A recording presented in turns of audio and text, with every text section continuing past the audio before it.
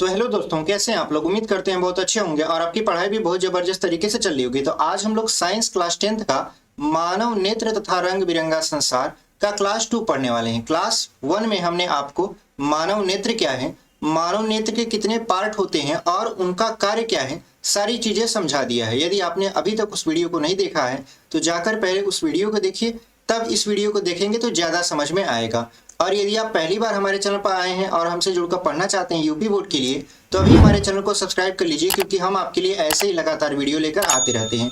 तो आज हम लोग मानव नेत्र तथा रंग बिरंगा संसार का पार्ट 2 पढ़ने वाले हैं, यानी क्लास 2 पढ़ने वाले हैं, जिसमें हम सीखेंगे मानव नेत्र द्वारा प्रतिबिंब का बनना, मानव नेत्र में फोकस दूरी क्या होती है, निकट बिंदु क्या होता है, दूर बिंदु क्या होता है और दृष्टि दोष क्या होता है। यानी इस वीडियो में इतनी सारी चीजों को हम लोग डिस्कस करने वाले हैं। तो जो हमारा पहला टॉपिक रहे वो है आपका मानव नेत्र द्वारा प्रतिबिंब का बनना। तो चलिए इसे बिना देरी के देख लेते हैं।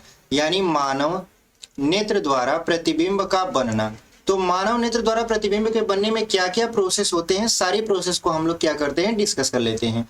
यहाँ पे लिखा है, किसी वस्तु से चलने वाली प्रकाश की किरणें सर्वप्रथम नेत्र के कार्निया पर आपतित होती हैं। सर्वप्रथम नेत्र के कार्निया पर प्रकाश की किरणें आपतित होती हैं तथा अपवर्तित होकर क्रमशः जलीय द्रव, नेत्र लेंस तथा काचाभ द्रव से होती हुई रेटिना पर पहुंचती हैं। जलीय द्रव से, नेत्र लेंस से और काचाभ द्रव से होती हुई कहाँ पहुंचेंगी, ये लोग कार्निया पर पहुंचेंगी। ठीक है, कौन, प्रकाश की किरणें।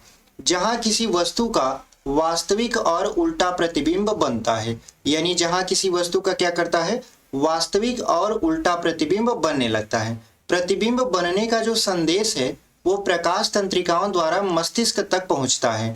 यानी प्रकाश तंत्रिकाएं क्या करती हैं, उस बने हुए प्रतिबिंब का संदेश तुरंत मिली सेकेंड में मस्तिष्क को भेजती हैं और मस्तिष्क अपने अनुभव के आधार पर ऐसे प्रतिबिंबों को सीधा करके देख लेता है, यानी सीधा करके हमको क्या करता है, दिखा देता है। तो आपसे यदि कोई प्रश्न पूछे कि मानव नेत्र के रेटिना पर किसी वस्तु का प्रतिबिंब कैसा बनता है, तो आपका जवाब होना चाहिए आपका वास्तविक तथा उल्टा बनना चाहिए।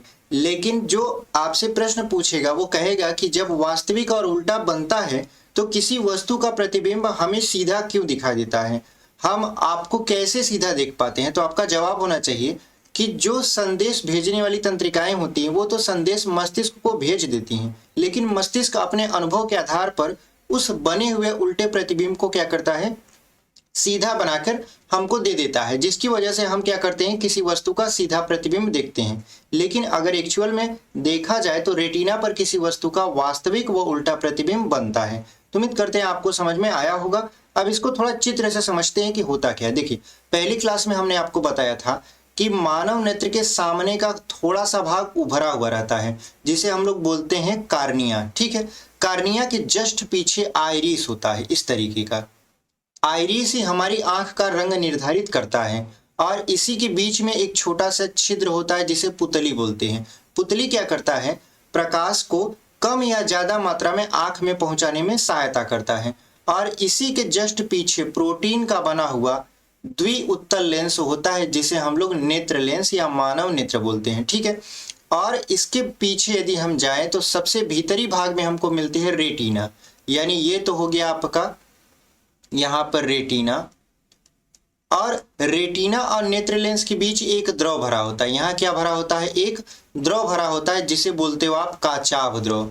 इसे क्या बोल देते हो आप, काचाभ द्रव बोल देते हो। ठीक है, यहाँ क्या बोल देते हो, काचाभ द्रव।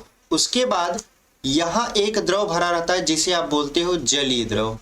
इसे क्या बोल देते हो आप, जलीय द्रव बोलते हो। ठीक है, तो सबसे पहले प्रकाश की किरण कहाँ पहुंचती है, तो सबसे पहले प्रकाश की किरण कार्निया पर पहुंचेगी। कार्निया से होते हुए जलीय द्रव से होते हुए कहाँ पहुंचेगी, नेत्र लेंस पर पहुंचेगी। और नेत्र लेंस से होते हुए प्रकाश किरण कहाँ पहुंचेगी, आपका काचाभ द्रव में। और काचाभ द्रव से होते हुए फिर कहाँ पहुंचेगी, रेटिना पर पहुंचेगी, जहां किसी वस्तु का वास्तविक उल्टा प्रतिबिंब बनता है। और रेटिना से ही होकर आप यहां से देखोगे, जब हमने पहली क्लास में आपको बताया था, एक पॉइंट बताया था, ब्लैक स्पॉट, जिसको बोलते हैं अंध बिंदु। तो अंध बिंदु वह बिंदु था जहां से प्रकाश तंत्रिकाएं आपका मस्तिष्क को जाती हैं। तो प्रकाश तंत्रिकाएं यहां से क्या करेंगी, मस्तिष्क को जाएंगी और यहां से प्रतिबिंब का जो संदेश होता है वो मस्तिष्क को भेजेंगी और मस्तिष्क क्या करता है, अपने अनुभव के आधार पर उन बने हुए उल्टे प्रतिबिंब को सीधा कर देता है, जिसकी वजह से किसी वस्तु का प्रतिबिंब हमें सीधा दिखाई देता है। तो उम्मीद करते हैं आपको बहुत अच्छे तरीके से ये समझ में आया होगा। हमने चित्र के माध्यम से समझा दिया और आपका लिखकर भी समझा दिया कि कैसे किसी वस्तु का प्रतिबिंब रेटिना पर सीधा दिखाई देता है।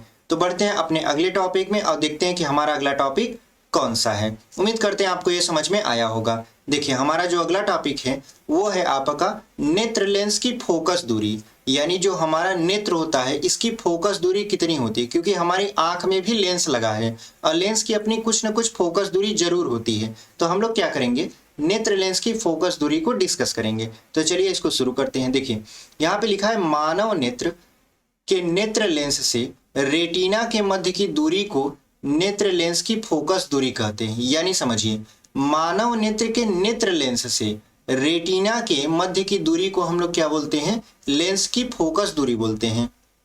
नेत्र लेंस की फोकस दूरी परिवर्तनशील होती है, यानी ऐसा नहीं है कि नेत्र लेंस की फोकस दूरी आप निकाल दिए एक एक्चुअल मान और बता दिए। जैसे आपका स्पष्ट दृष्टि की न्यूनतम दूरी कितनी होती है, तो 25 सेंटीमीटर होती है, तो ये फिक्स है। लेकिन मानव नेत्र की जो फोकस दूरी होती है वो फिक्स नहीं है, वो हमेशा परिवर्तनशील होती है, मतलब परिवर्तित होती रहती है अपनी आवश्यकता के अनुसार। ठीक है, तो इसको हम लोग चित्र से कैसे समझेंगे। देखिए हमने आपको फिर से यहाँ पे एक चित्र बनाया।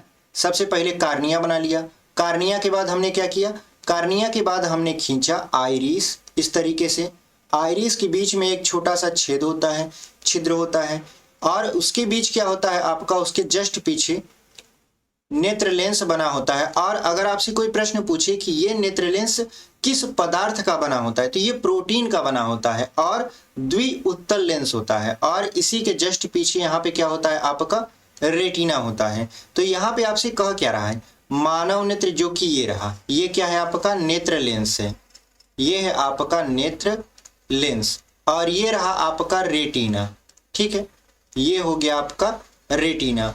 तो यहाँ पर आपका ये तो रेटिना हो गया, ये नेत्र लेंस हो गया। तो कह रहा है कि नेत्र लेंस और रेटिना के बीच की दूरी को, मतलब ये वाली जो डिस्टेंस है इसी के बीच की दूरी को हम लोग क्या बोलते हैं, नेत्र लेंस की फोकस दूरी, यानी यफ बोलते हैं। ये क्या है आपका, नेत्र लेंस की फोकस दूरी है। ठीक है, ये क्या है आपका, नेत्र लेंस की फोकस दूरी है। तो आपसे प्रश्न यदि पूछे कि नेत्र लेंस की फोकस दूरी क्या है, तो अब आप एकदम आसानी से बता सकते हो। चित्र के माध्यम से भी देखकर स्पष्ट होता है कि नेत्र लेंस और रेटिना के बीच की जो दूरी होती है उसी को हम लोग नेत्र लेंस की फोकस दूरी बोलते हैं। उम्मीद करते हैं आपको ये समझ में आया होगा। और ये दूरी परिवर्तनशील होती है, मतलब ऐसा नहीं है कि ये दूरी फिक्स होती है, इसका कोई एग्जैक्ट मान नहीं होता। ठीक है, ये दूरी क्या होती है, हमेशा बदलती रहती है। तो उम्मीद करते हैं आपको नेत्र लेंस की जो फोकस दूरी है ये बहुत अच्छे तरीके से समझ में आ गया होगा। तो बढ़ते हैं अपने अगले टॉपिक में। ठीक है, और यदि आपने अभी तक हमारी वीडियो नहीं देखी है पहली क्लास वाली, तो उसको जरूर देखिएगा, आप ज्यादा रिलेट कर पाएंगे इस वीडियो को, क्योंकि वहां से हमने एकदम शुरू में आपको बताया है। तो चलिए इसको शुरू करते हैं। देखिए आगे जो आपका टॉपिक है, मानव नेत्र की समंजन क्षमता। देखिए समंजन क्षमता जो होता है ये कभी ना कभी एग्जाम में आपसे पूछ लेता है। आपका चाहे तिमाही एग्जाम हो, छमाही, इवन बोर्ड एग्जाम में भी आपका ये प्रश्न कहीं ना कहीं आपको देखने को मिलता है। तो हम लोग समझते हैं कि समंजन क्षमता होता क्या है। देखिए यहाँ पे लिखा है कि मांसपेशियों द्वारा नेत्र लेंस की फोकस दूरी को आवश्यकता अनुसार परिवर्तित करने की जो क्षमता होती है उसी को नेत्र लेंस की समंजन क्षमता कहते हैं। यानी मांसपेशियों द्वारा मानव नेत्र की फोकस दूरी को जो बदलने की क्षमता होती है उसी को हम लोग क्या बोल देते हैं, समंजन क्षमता बोल देते हैं। तो उम्मीद करते हैं आपको ये समझ में आया होगा। ये तो रहा इसका थ्योरी परिभाषा। हम लोग क्या करते हैं, अब समझते हैं आपका चित्र से। ठीक है, तो चित्र से कैसे समझेंगे, देखिए यहाँ पर हम क्या बना लेते हैं, एक नेत्र लेंस बना लेते हैं। ठीक है, मानव नेत्र लेंस। हम जानते हैं कि मानव नेत्र लेंस सिलेरी मांसपेशियों की सहायता से अपनी जगह पर टिका होता है। मानव नेत्र क्या करता है, सिलेरी मांसपेशियों की सहायता से अपनी जगह पर टिका रहता है। ठीक है, ये सिलेरी मांसपेशियों को पछमाभी मांसपेशियां भी कहती हैं। पहली वीडियो में हमने आपको बताया था। ये मानव नेत्र है और ये क्या है आपका, ये है सिलियरी, यहाँ पे लिख देते हैं, ये है आपका सिलियरी मांसपेशियां, ठीक है, यहाँ पे मांसपेशियां, सिलियरी मांसपेशियां, ठीक है। और ये क्या है आपका नेत्र लेंस है, यानी मनुष्य के आंख में जो नेत्र लेंस होता है ये वही है। अब ये सिलियरी मांसपेशियां एक्चुअल में करती क्या है, देखिए जब कोई वस्तु हमसे बहुत ज्यादा दूर होता है या दूर होता है तो ये सिलियरी मांसपेशियां शिथिल पड़ जाती हैं, मतलब सिकुड़ने लगती हैं। सिकुड़ने लगती हैं तो ये बाहर की तरफ सिकुड़ती हैं, ठीक है, ये बाहर की तरफ सिकुड़ने लगेंगी, जिसकी वजह से ये जो नेत्र लेंस का आकार होता है वो बढ़ जाता है, ठीक है। और वस्तु जो है वो रेटिना पर आराम से फोकसित हो जाती है। लेकिन जैसे किसी वस्तु को हम लेंस के पास लाएंगे, मतलब अपनी मान लेते हैं ये एक वस्तु है, इसको हम लोग क्या किए, करीब लाए, किसके, आंख के करीब लाए। तो आंख के करीब लाए तो फोकस दूरी, इसका दूरी बदलने से परिवर्तित हो गया। जब फोकस दूरी परिवर्तित हो गया तो किसी वस्तु को फोकसित करने के लिए नेत्र क्या करेगा, कोशिश करेगा कि ज्यादा से ज्यादा हम क्या करें, अपनी संरचना में ऐसी कोई बनावट लाएं जिसकी वजह से जो वस्तु का प्रतिबिंब है वो रेटिना पर बने। तो उसके लिए क्या करता है, वो सिलियरी मांसपेशियां अब अंदर की ओर फैलने लगती हैं, मतलब अंदर की ओर जब दबाव डालने लगती हैं तो लेंस जो होता है वो सिकुड़ने लगता है। सिकुड़ने लगता है तो ये फोकस दूरी फिर से अपनी क्या कर लेगा, परिवर्तित कर लेगा। और परिवर्तित जैसे ही करेगा तो वस्तु का प्रतिबिंब पीछे कहाँ बनने लगेगा, यहाँ पर रेटिना पर। यानी वस्तु का प्रतिबिंब पीछे कहाँ बनने लगेगा, रेटिना पर आराम से बनने लगेगा। तो ये जो सिलियरी मांसपेशियां एक्चुअल में कर क्या रही हैं, ये कर रही हैं आपकी फोकस दूरी को परिवर्तित। तो वही आपका परिभाषा है कि मांसपेशियों द्वारा नेत्र लेंस की फोकस दूरी को आवश्यकता अनुसार परिवर्तित कर लेने की जो क्षमता होती है उसी को हम लोग क्या बोलते हैं, समंजन क्षमता बोलते हैं। तो उम्मीद करते हैं आपको बहुत अच्छे तरीके से समझ में आया होगा। चलिए बढ़ते हैं अपने अगले टॉपिक में। हमारा जो अगला टॉपिक है वो है आपका नेत्र का दूर बिंदु। देखिए नेत्र का दूर बिंदु क्या होता है इसको समझ लेते हैं। नेत्र का दूर बिंदु, तो देखिए नेत्र से अधिकतम दूरी पर स्थित वह बिंदु जिसे नेत्र बिना समंजन क्षमता के स्पष्ट देख सकता है दूर बिंदु कहलाता है। स्वस्थ मनुष्य के लिए इसका मान अनंत होता है। यानी जो स्वस्थ मनुष्य होगा इसके लिए नेत्र का दूर बिंदु कहाँ होगा, इनफाइनाइट, मतलब अनंत तक होगा। अब ये है क्या, इसको समझ लेते हैं। देखिए कह रहा है ये जो नेत्र लेंस है इसको हम लोग ऐसे बना देते हैं। इसके बाद यहाँ पर हो गई आपकी सिलियरी मांसपेशियां। सिलियरी मांसपेशियां क्या करती हैं, नेत्र को सिकुड़ने और फैलाने का काम करती हैं दबाव डालकर। तो जब नेत्र पर कोई दबाव न पड़ रहा हो, यानी सिलियरी मांसपेशियां एकदम शिथिल हों, कोई काम न कर रही हों, तो उस समय नेत्र जहां तक की वस्तु देख पाता है, यानी वह दूर से दूर स्थित बिंदु, मान लेते हैं ये बिंदु है, बिना नेत्र में कोई मांसपेशियों के दबाव के यदि नेत्र लेंस यहां तक की वस्तु को देख पाता है तो यहां तक की दूरी को हम लोग बोलते हैं नेत्र का दूर बिंदु, ठीक है। और अगर स्वस्थ मनुष्य के नेत्र की बात करें तो उसके लिए ये दूर बिंदु कितना होता है, आपका अनंत होता है। तो उम्मीद करते हैं आपको ये समझ में आया होगा नेत्र का दूर बिंदु क्या है, ठीक है। आगे बढ़ते हैं। आगे देखिए है आपका नेत्र का निकट बिंदु। नेत्र का निकट बिंदु क्या है, देखिए यहाँ पर हम लोग नेत्र का निकट बिंदु डिस्कस कर लेते हैं। देखिए लिखा है वह निकटतम बिंदु जिसे नेत्र अपनी अधिकतम समंजन क्षमता लगाकर स्पष्ट देख सकता है नेत्र का निकट बिंदु कहलाता है। यानी इसमें क्या होगा, इसमें सिलियरी मांसपेशियां इतना ज्यादा नेत्र को दबाएंगी या उस पर इतना ज्यादा दबाव डालेंगी कि पास से पास स्थित वस्तु का भी प्रतिबिंब कहाँ बनने लगे, रेटिना पर बनने लगे। तो उसे हम लोग बोलते हैं, उस दूरी को बोलते हैं आपका नेत्र का निकट बिंदु।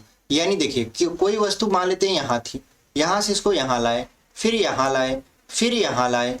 तो अब जब यहाँ से यहाँ आप इसको लाए तो सिलियरी मांसपेशियां क्या करी, अंदर की तरफ ऐसे दबाव डाली, जिसकी वजह से ये जो नेत्र लेंस है, ये जो नेत्र लेंस है आपका, इस पर क्या पड़ने लगा, दबाव पड़ने लगा, जिसकी वजह से इसकी जो आकृति है वो बदलने लगी। और इधर क्या हो गया कि इधर ये नेत्र लेंस रेटिना पर प्रतिबिंब बनाने की कोशिश करने लगा। तो जिस अधिकतम मतलब जिस न्यूनतम बिंदु तक, यानी पास स्थित वह बिंदु जहां से कोई भी आपका प्रतिबिंब, कोई भी वस्तु नेत्र लेंस द्वारा रेटिना पर प्रतिबिंब के रूप में दिखाई देने लगता है, तो उस बिंदु को हम लोग बोलते हैं नेत्र का निकट बिंदु, ठीक है। यानी ये हो गया आपका ये वाला बिंदु नेत्र का निकट बिंदु हो गया। अगर एक स्वस्थ मनुष्य की बात करें तो स्वस्थ मनुष्य का के लिए इसका मान 25 सेंटीमीटर होता है, ठीक है। आप जब क्वेश्चन सॉल्व करोगे तो वहां पे आपसे डी बराबर पूछा जाएगा, ठीक है। डी बराबर डिस्टेंस जो होता है आपका 25 सेंटीमीटर न्यूनतम होता है स्वस्थ मनुष्य के लिए। उम्मीद करते हैं आपको ये समझ में आया होगा। बढ़ते हैं आगे। देखिए आगे जो है आपका दृष्टि दोष तथा उनका संशोधन, यानी सबसे पहले हम लोग डिस्कस करेंगे इसमें दृष्टि दोष क्या है, उसके बाद उसका संशोधन। संशोधन का मतलब निवारण क्या हो सकता है, ठीक है। वो सारी चीजों को समझेंगे। तो जो हमारा पहला टॉपिक होने वाला है वो होने वाला है आपका दृष्टि दोष किसे कहते हैं। तो देखिए जब किसी वस्तु का प्रतिबिंब रेटिना पर न बनकर उसके आगे अथवा पीछे बनने लगता है तब वस्तु स्पष्ट दिखाई नहीं देता। इस स्थिति को दृष्टि दोष कहा जाता है। कहने का मतलब ये है कि किसी भी वस्तु का प्रतिबिंब आप जानते हो रेटिना पर बनता है, लेकिन ऐसा हो जाए कि किसी वस्तु का प्रतिबिंब रेटिना पर न बनकर उसके आगे, मान लेते हैं ये रेटिना है, या तो इसके आगे बनने लगे या तो इसके पीछे बनने लगे, तो उस स्थिति में मनुष्य क्या करेगा, किसी वस्तु को देख नहीं पाएगा, मतलब वो धुंधला धुंधला सा दिखाई देने लगेगा वस्तु का प्रतिबिंब। तो कहा जाता है कि मनुष्य की आंख में दृष्टि दोष हो चुका है। अब पास एवं दूर की स्थिति के आधार पर दृष्टि दोष दो प्रकार के होते हैं। कौन कौन से? मुख्यतः दो प्रकार के। कौन कौन से? तो एक होता है आपका दूर दृष्टि दोष, एक होता है आपका निकट दृष्टि दोष। तो आज हम लोग एक दृष्टि दोष को इसमें देखेंगे और जो दूसरा दृष्टि दोष होगा उसको अगले वीडियो में देखेंगे। तो चलिए हम लोग आपका एक निकट दृष्टि दोष अथवा दूर दृष्टि दोष जो भी होगा उसको देख लेंगे। तो उम्मीद करते हैं आपको दृष्टि दोष समझ में आया होगा। यानी किसी वस्तु का प्रतिबिंब रेटिना पर न बनकर या तो रेटिना के पहले बनने लगे या रेटिना के बाद बनने लगे, तो उस स्थिति को बोला जाता है कि मनुष्य के आंख में दृष्टि दोष है। तो चलिए हम लोग देखते हैं दोष। देखिए जो हम लोग पहला दोष देखने वाले हैं वो है आपका निकट दृष्टि दोष। इसकी देखिए परिभाषा में ही क्या छुपा है, मतलब इसके नाम में इसकी परिभाषा छुपी है, निकट, ठीक है। निकट, उसके बाद क्या है दृष्टि, उसके बाद क्या है आपका दोष है। यानी एक ऐसा मनुष्य जिसके पास निकट की तो दृष्टि है, उसके बाद क्या है दोष है। इसका मतलब यह है कि निकट दृष्टि दोष से पीड़ित व्यक्ति निकट की तो वस्तु आसानी से देख पाता है लेकिन वो दूर की वस्तु देख नहीं पाता। आप नाम पर कंफ्यूज मत होइएगा, नाम से ही परिभाषा है और नाम में ही कंफ्यूजन है। निकट दृष्टि दोष पूछेगा, कहेंगे कि निकट की वस्तु नहीं दिखाई देती होगी तभी तो निकट दृष्टि दोष हो गया। नहीं, निकट दृष्टि दोष क्या है कि किसी व्यक्ति में यदि निकट की वस्तु स्पष्ट रूप से देख पाता है और दूर की वस्तु देख नहीं पाता तो इसको बोलते हैं हम लोग निकट दृष्टि दोष, ठीक है। पढ़ लेते हैं हम लोग। इस दोष से पीड़ित व्यक्ति को निकट की वस्तुएं तो स्पष्ट दिखाई देती हैं लेकिन दूर की वस्तुएं स्पष्ट दिखाई नहीं देती। तो इस प्रकार के दोष को हम लोग क्या बोलते हैं, निकट दृष्टि दोष बोलते हैं। अब इसका कारण क्या होता है, अब देखिए निकट दृष्टि दोष का कारण क्या होता है इसको हम लोग क्या करते हैं जान लेते हैं। तो देखिए निकट दृष्टि दोष का कारण क्या होता है, पहला नेत्र लेंस की वक्रता का बढ़ जाना जिससे उसकी फोकस दूरी कम हो जाती है।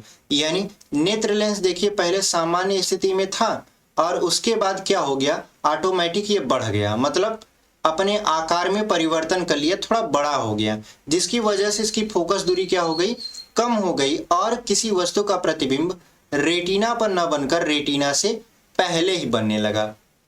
यानी निकट दृष्टि दोष में क्या होता है, वस्तु का प्रतिबिंब रेटिना पर नहीं बनता, रेटिना से पहले ही बनने लगता है। तो इसको बोलते हैं हम निकट दृष्टि दोष का पहला कारण। दूसरा जो कारण है आपका यहाँ पर नेत्र लेंस के गोलक का व्यास बढ़ जाना। नेत्र लेंस के गोलक का क्या हो जाएगा, व्यास बढ़ जाएगा। यानी जो हमारा नेत्र लेंस का एक गोलक होता है सामान्य सा, अगर हमारी आंख में निकट दृष्टि दोष है तो ये क्या करेगा, सामान्य आकार से थोड़ा सा बड़ा हो जाएगा, जिसकी वजह से हमारी आंख में वस्तु का प्रतिबिंब रेटिना पर न बनकर रेटिना के पहले बनने लगता है। अब इसका निवारण क्या है, निवारण को देख लेते हैं।